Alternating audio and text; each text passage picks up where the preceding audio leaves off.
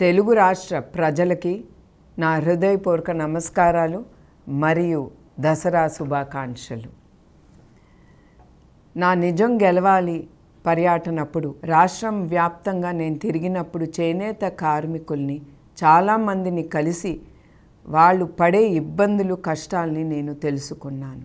చేనేత వస్త్రాలు మన తెలుగు రాష్ట్రాల్లో మంగళగిరి, వెంకటగిరి, ఉప్పాడ, పోచంపల్లి, సిరిసిల్ల, గద్వాల్, ఖాదీ ప్రసిద్ధి చెందినవి. నూలు సేకరించినప్పుడు బట్ట నేసే వరకు ఆ కార్మికుడు పడే కష్టాలు, ఇబ్బందులు ఎన్నో. అతను ఆరోగ్యం కూడా లెక్క పెట్టకుండా ఆ బ్లీచింగు, యాసిడ్ మధ్యన నుంచుని అతను బట్ట నేస్తున్నారంటే మనం అందరం ఒకటే ఆలోచించాలి. వాళ్ళు పడే ఆ కష్టం వాళ్ళ బిడ్డల కోసం, వాళ్ళ కుటుంబం కోసం, వాళ్ళు ముందుకెళ్ళటానికి వాళ్ళు అన్ని ఇబ్బందులు ఎదుర్కొని బట్ట నేస్తున్నారు. అందుకే మన అందరం ఆ చేనేత కార్మికులు వాళ్ళు పట్టే నూలు పోగుతో వాళ్ళు అద్భుతాలని సృష్టిస్తున్నారు.